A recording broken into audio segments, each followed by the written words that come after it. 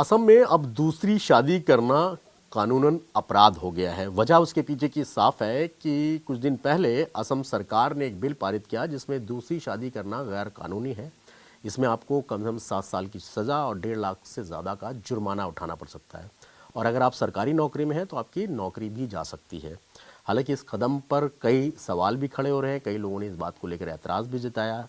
क्या कुछ कहना है, मेरे साथ मलिक मोहसिन साहब मौजूद हैं, जमात इस्लामी हिंद के वाइस प्रेसिडेंट हैं। मलिक साहब, असम सरकार ने जो बिल पास किया, 7 साल की सज़ा उसमें मिनिमम, कि दूसरी शादी अगर कोई शख्स करता है तो उस पर 7 साल की सज़ा हो जाएगी, 1.5 लाख के ऊपर आसपास जुर्माना। इस पर आप लोगों का क्या रद्द-ए-अमल है, क्या कहना है? शादी और निकाह के कॉन्सेप्ट को समझना चाहिए।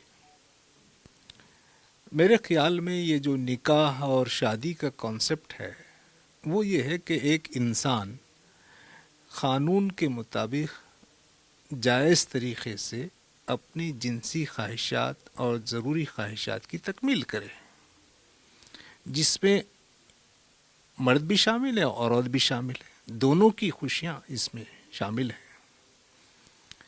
Mutual understanding. जी हाँ। अब ऐसा है कि अगर कोई शख्स दूसरी शादी करता है,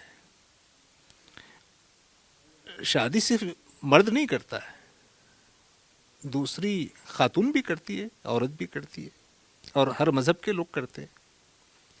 तो अगर कोई दूसरी खातून से ज़बरदस्ती शादी करता है या खातून मर्द से ज़बरदस्ती शादी करती है तो ये तो गलत बात है। लेकिन अगर कोई क़ानून के मुताबिक जायज़ तरीक़े से और दोनों मिलकर आमादगी के साथ दूसरी शादी करते हैं तो जो भी हुकूमत है, रियासत है, किसी भी मुल्क में हो, और मुल्क की भी कोई भी रियासत हो, ये इंसानों के जो हक़ है उस पर दस्तराजी है, ह्यूमन राइट्स के ख़िलाफ़ है। और इसको ये समझना कि ये औरतों के साथ इंसाफ किया जा रहा है।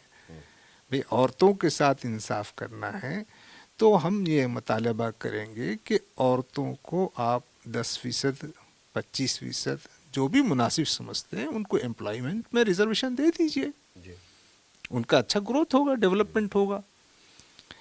औरतों को तालीम में दीजिए, रोज़गार में दीजिए, पॉलिटिक्स में दीजिए, जहाँ जहाँ उनको रिजर्वेशन देना है रिजर्वेशन दीजिए ताकि औरतें आगे बढ़ सकें। शादी ब्याह का मामला ऐसा है कि हुकूमत अगर ऐसा क़ानून बना देगी तो हुकूमत लिव इन रिलेशनशिप को फ़रोग़ दे रही है।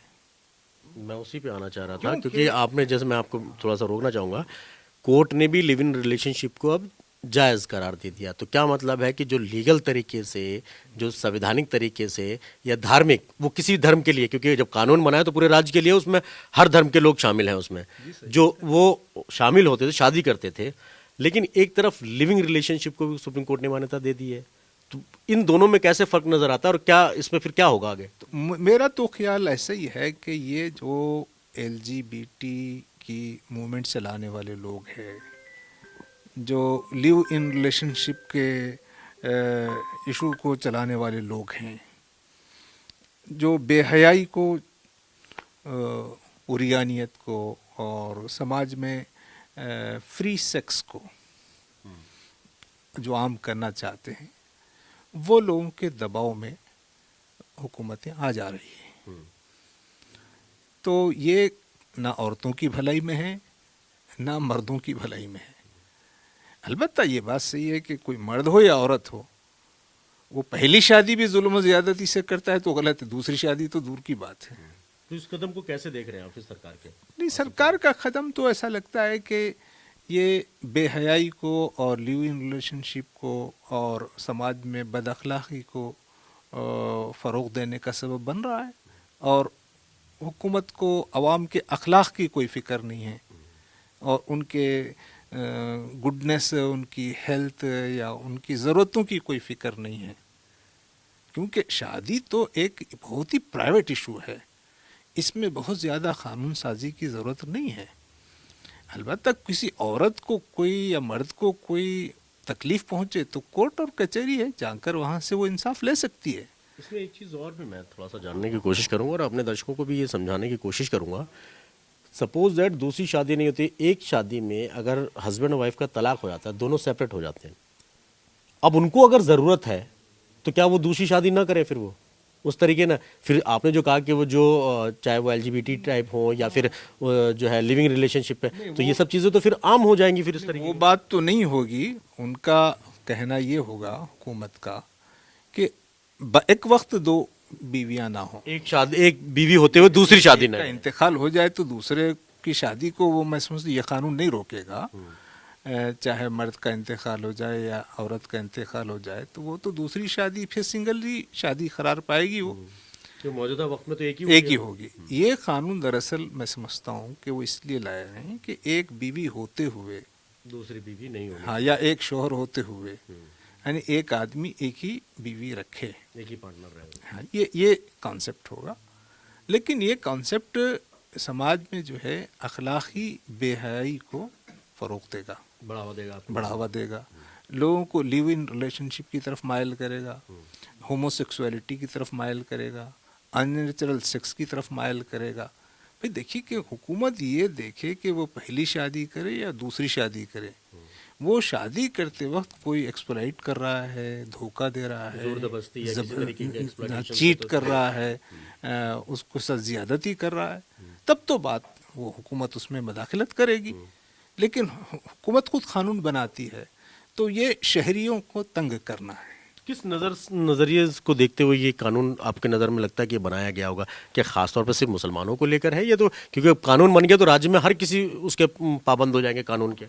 نہیں, یہ جو حکمران ہیں یا جو ریاستی حکمران ہیں یہ جو ہے عقل اور فہم اور دوراندیشی یا عوام کی خدمت, فلاح, بہبود, یہ سب باتوں سے وہ خالی ہیں. وہ یہ دیکھتے ہیں کہ کوئی لینا, ان کو صرف الیکشن جیتنا ہے اور الیکشنز کو جیت کر اپنے ایجنڈے کی تکمیل کرنا ہے. جو بھی ان کے ایجنڈے ہوتے ہیں, کوئی کارپوریٹ کا ایجنٹ بنا ہوا ہے, کوئی الگ الگ لوگوں کے ایجنٹ بنے ہوئے. یہ عوام کے ایجنٹ نہیں ہیں, یہ عوام کی بھلائی کے لیے نہیں کر رہے ہیں. تو یہ قانون ساز اس لیے کر رہے ہیں. حالانکہ قانون تو بنے گا تو تبھی سبھی شہریوں پہ لاگو ہوگا. لیکن اب وہ ظاہر ہے کہ سب شہریوں میں پورے دیش میں تو اب یہ چل رہا ہے کہ ایک سلیکٹڈ لوگوں کو ٹارگٹ کیا جاتا ہے. تو وہاں پر بھی وہ آپ کو لگتا ہے کہ پھر یہ ٹارگٹ کر کے ہی یہ قانون لائے گا؟ ٹارگٹ کریں گے. وہ ٹارگٹ کرنے کا ماحول وہ قانون لا کر وہ اصل میں جو ہندو سماج ہے, ہندو سماج کو اپنی ووٹ حاصل کرنے کی کوشش کریں گے. بہت قریب میں آسام میں اسمبلی الیکشنز ہونے والے ہیں. تو یہ ایک ہی قانون نے اس قسم کی تمام سرگرمیاں وہاں کے چیف منسٹر کی وہ آنے والے الیکشنز کے لیے ووٹوں کو پولرائز کرنے کے لیے ہے, اور یہی ان کا ایجنڈا ہے. نہ عوام کو کوئی فائدہ پہنچانا ہے, نہ ہندوؤں کو کوئی فائدہ پہنچانا ہے, نہ مسلمانوں کو کوئی فائدہ پہنچانا ہے. یہ پورے سماج کے لیے نقصان دہ ہے. یہ قانون سازی سماج میں بے حیائی کو, بد اخلاقی کو, ظلم کو, زیادتی کو بڑھاوا دینے کا سبب بنے گی. دوسرا میرا ایک سوال ہے, ابھی ایودھیا میں پردھان منتری تھے, مکھ منتری تھے, سبھی بڑے نیتا موجود تھے. ابھی دھرم دھوج کے سامنے ایک سوال یہ کھڑا ہو رہا ہے کہ ایودھیا دھرم نگری ہے اور یہاں پر مسلم جو نام کی جو سڑکیں ہیں, گلیاں ہیں, وہ کسی سازشن وہاں پر رکھی گئی تھیں. اس کے بارے میں آپ کا کیا کہنا ہے؟ بھائی دیکھیے, فیض آباد, ایودھیا یہ تاریخی مقام ہے, اور ان شہروں کو فروغ دینے میں, شہروں کو بسانے میں اور شہروں میں سہولتیں فراہم کرنے میں, چاہے وہ مسجد آباد کریں یا مندر آباد کریں, یہ تو مسجد اور مندر, چرچ, یہ تو عبادت گاہیں ہیں اور معاشرے کی اہم ضرورت ہیں. تو ہمارے دیش میں بہت سی جگہ ہندوؤں کی مذہبی مقامات ہیں. ہمارے ہاں تروپتی ہے, کہیں پر بنارس ہے, وارانسی ہے, اسی طریقے سے ایودھیا بھی ہے. تو ان مقامات پر مسلم راجاؤں نے اپنے دور حکومت میں ان مندروں کو زمین عطیہ دی اور ان مندروں کے لیے بہت سے جاگیریں عطا کی اور وہاں مسلمان بھی آباد رہے ہیں. ظاہر ہے کہ اب جو آدمی جاگیر عطا کرتا ہے، جو اس مندر کے لیے زمین عطا کرتا ہے اور اس مندر کی تعمیر کے لیے جگہ فراہم کرتا ہے اور وہاں مسلم آبادی بھی ہو، تو وہاں محلوں کے نام مسلمانوں کے نام ہو سکتے ہیں، سڑکوں کے نام ہو سکتے ہیں. تو یہ تو ایک تاریخ ہے. تاریخ کو آپ توڑ کے مروڑ کے یا اس کو آپ غلط رخ سے سمجھنے کی کوشش کریں گے تو آپ ایک زمانے کی تاریخ کی ایک سچائی سے آپ محروم ہو جائیں گے. ان شہروں کی آبادی میں، بسانے میں، وہاں تعمیر میں، ترقی میں، سڑکیں بنانے میں، پل بنانے میں، کیا وہاں مسلم دور حکومت میں کام نہیں ہوا ہے؟ کیا اس سے بالکل آپ انکار کر دیں گے؟ کہا جا رہا ہے کسی سازش کے تحت تو یہ سب نہیں ہوا. دھرم نگری ہے ایودھیا، شری رام کی جنم بھومی ہے ایودھیا، اس وجہ سے اگر آپ یہ کہتے ہیں کہ وہ جو مسلم سلاطین تھے انہوں نے مندروں کو جو جگہ دی اور مندروں کو بنانے میں مدد کی، یہ بھی سازش ہے. یہ بھی سوال ہوگا نا کہ جو وہاں پر نواب تھے یا جو بھی حکمران تھے، بہت سی جگہ جہاں جہاں مسلم حکمران تھے انہوں نے مسجدوں کو بھی جگہ فراہم کی، مندروں کو بھی جگہ فراہم کی، ان کے لیے کھیت دیے، ان کو جو مہنت ہوتے تھے ان کے لیے جاگیریں عطا کی.